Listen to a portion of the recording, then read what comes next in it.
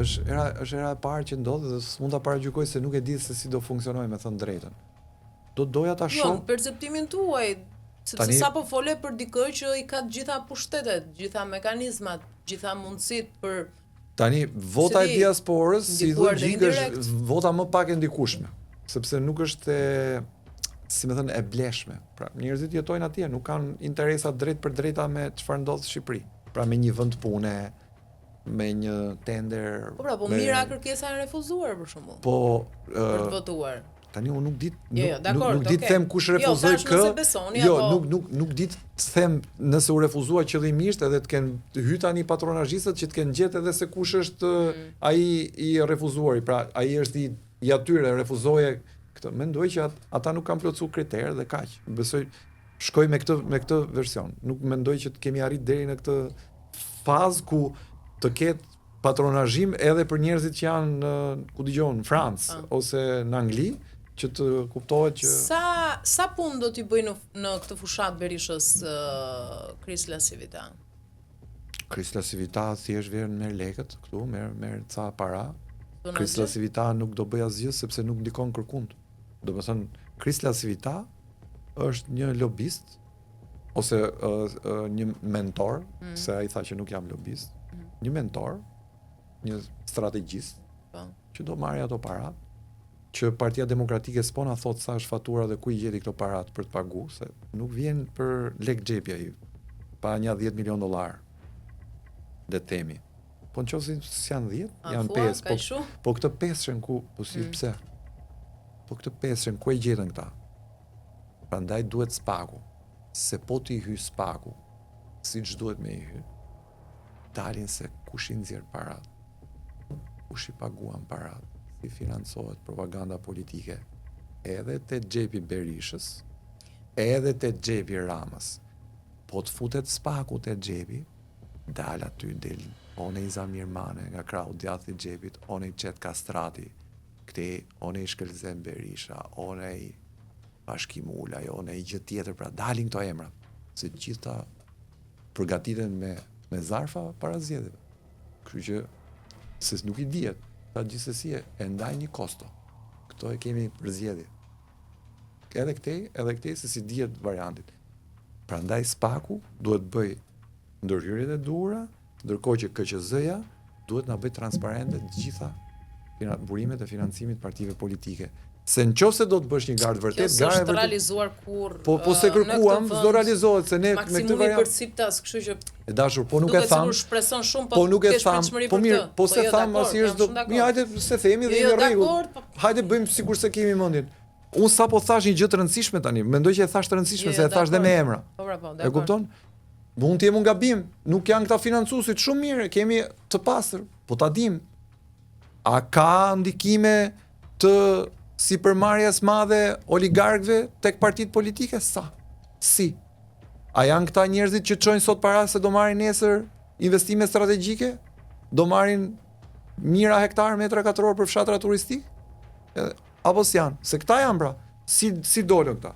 Si u morën këto rrugët e këto lejet për fshatra turistike për kullat 50 katë 100 katë? Financimet pra.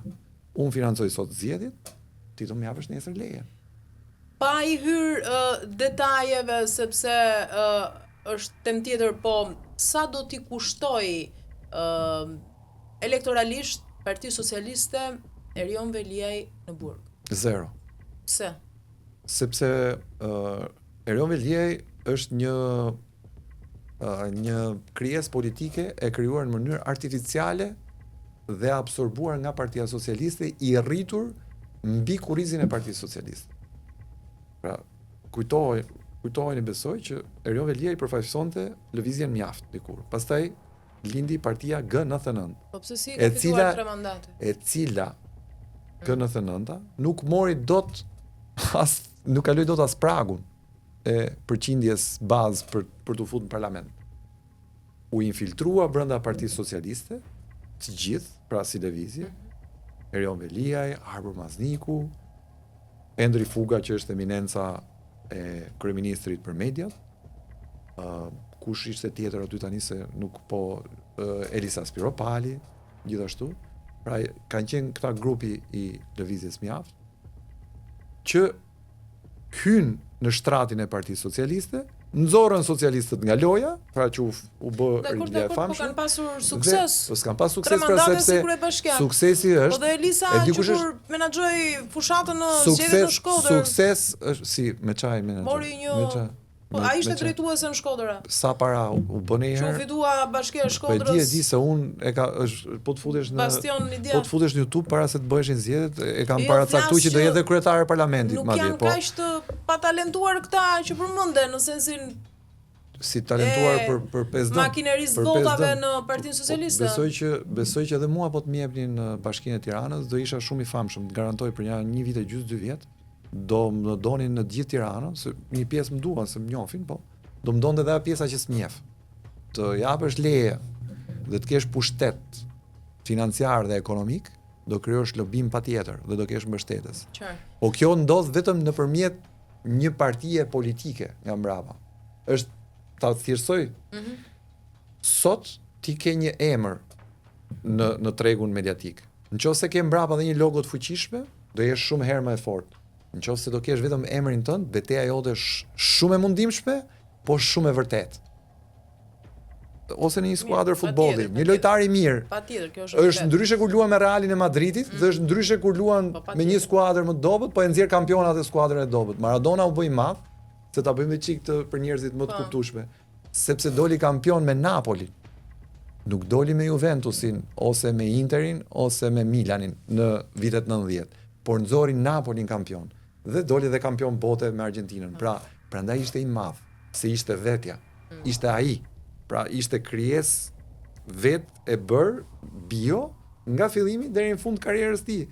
Këta janë si bima e gramit.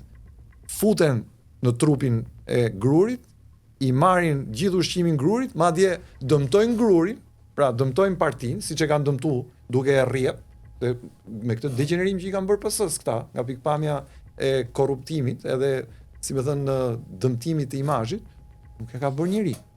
Që të fusësh tubin, se kishim dëgjuar me përqindje, 10, 15, 20%, po ta fusësh tubin dhe të marrësh gjithë financimin për vete, krijosh dhe kompani për vete, dhe ti marrësh gjithë lekët për vete, këta e shpikin këtë skem.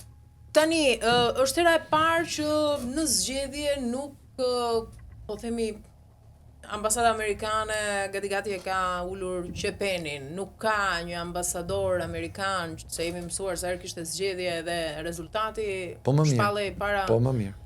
Po pse më mirë? Sepse duhet filloj një po ta them. Pa porta? Jo. Apo ti pret që para zgjedhjeve të ndodh diçka? Unë dua që si puna atij fëmijës vogël, që po e mbajte gjithë kohës me atë ndimsen që të eci, nuk do mësoj kur të eci. Më mirë të fillojmë të ecim vetë, të kuptojmë vetë, të marrim vendimet gabuara vetë dhe t'i korrigjojmë vetë rrugës, se sa të rrim gjithë kohës me referencën që e tha ambasada amerikane. Ky popull duhet ndërgjegjësuar politikisht dhe njëherë kjo histori duhet fillojë. Dhe për Spakun që u tha që ka ikë ambasada amerikane tani mbështetje kështu, jo më Spaku duhet veproj vetë. Pra gjitha institucionet drejtësisë duhet fillojnë të ecin vetë me këmbët e tyre.